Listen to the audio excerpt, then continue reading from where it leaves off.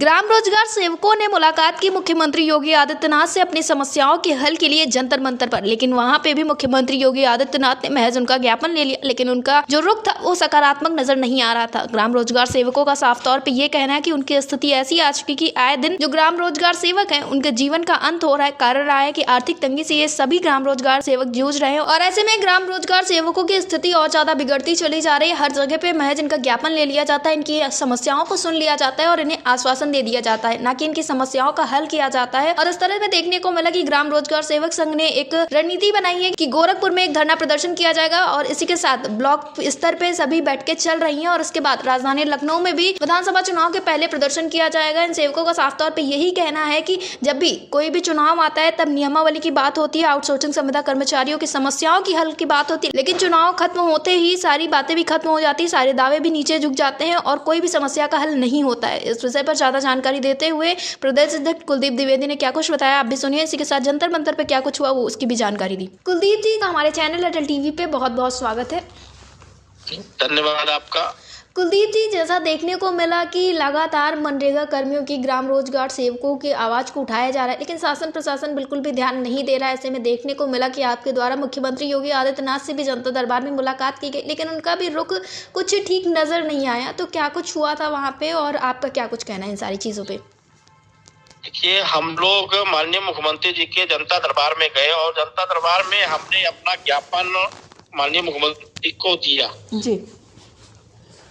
ये कहा गया कि हम जल्दी ही दिखवाते हैं, लेकिन कोई अच्छी पहल नहीं दिखी जी। इसलिए हमारा दौरा भी मतलब चल ही रहा है और थोड़ा सा लोगों में व्यस्तता है, इसलिए अभी हम गोरखपुर में कार्यक्रम नहीं कर पाए, लेकिन जल्द ही हम गोरखपुर में कार्यक्रम करने का पूरा प्लान हमारा तैयार हो चुका है और जल्द ही हम गोरखपुर में एक आंदोलन करने का काम करेंगे। जी कुलदीप जी, जैसा कि आपने बताया मुख्यमंत्री योगी आदित्यनाथ के जो मिजाज थे वो मनरेगा कर्मियों को लेकर कुछ ठीक नहीं थे, लेकिन ऐसे में अभी देखने को मिला था जब चुनाव थे उसके तुरंत बाद मुख्यमंत्री योगी आदित्यनाथ ने भारतीय मजदूर संघ के साथ बैठक की थी, जिसमें उन्होंने कहा था कि मनरेगा कर्मी, रसोईया, आंगनबाड़ी, जितने भी आउटसोर्सिंग और संविदा के कर्मचारी हैं उनके लिए नियमावली बनेगी, उनकी समस्याओं का हल किया जाएगा। तो क्या ऐसे कहा जाए कि लोकसभा चुनाव में जो चीज निकल कर सामने आए उस पर एक लीपापोती किया जाने का काम किया जा रहा था?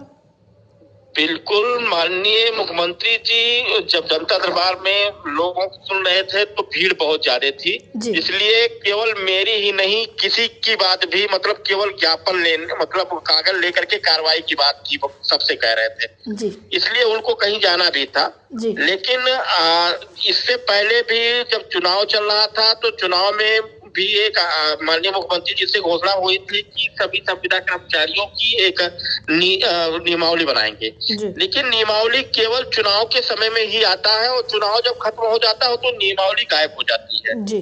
ऐसी स्थिति में रोजगार सेवक या मनरेगा कर्मचारी बहुत बुरी तरह से जूझ रहा है, यहाँ तक कि हर रोज कोई ना कोई रोजगार सेवक मौत के घाट जा रहा है, किसी को हार्ट अटैक हो रहा है, किसी को बीमारियों का सामना करके के मतलब उसकी मौत हो जा रही है। ये स्थिति रोजगार सेवक और मनरेगा कर्मचारियों की है, लेकिन विभाग का अधिकारी भी इस बात को तैयार नहीं है। अधिकारियों से बात किया जाता है तो भी यही कहते हैं कि ठीक है हम दिखवाते हैं लेकिन कुछ होता नहीं है जी। ये समस्याएं हैं जी। कुलदीप जी, इसी के साथ अभी देखा जाए तो ये एक सुनहरा मौका रहेगा अपनी आवाज़ को उठाने के, क्योंकि हाल फिलहाल में अब यहाँ पे देखा जाए तो चुनाव है विधानसभा के, और विधानसभा चुनाव में अगर सरकार नाराजगी नहीं झेलना चाहती है आप लोगों की या कईयों का जितने भी संविदा कर्मचारियों की समस्याएं हैं या संविदा कर्मचारियों की, तो उन्हें समस्याओं का हल करना पड़ेगा।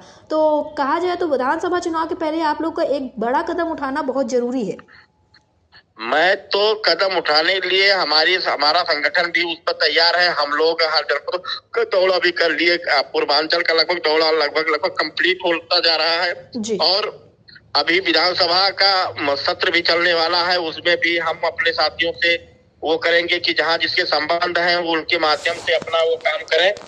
दूसरी बात ये है कि जल्द ही लखनऊ में तो गोरखपुर में तो करेंगे ही, लखनऊ में भी बड़ा आंदोलन करने का काम करेंगे चुनाव से पहले जी। कुलदीप जी, अटल टीवी से जुड़ने के लिए बहुत बहुत धन्यवाद। धन्यवाद आप।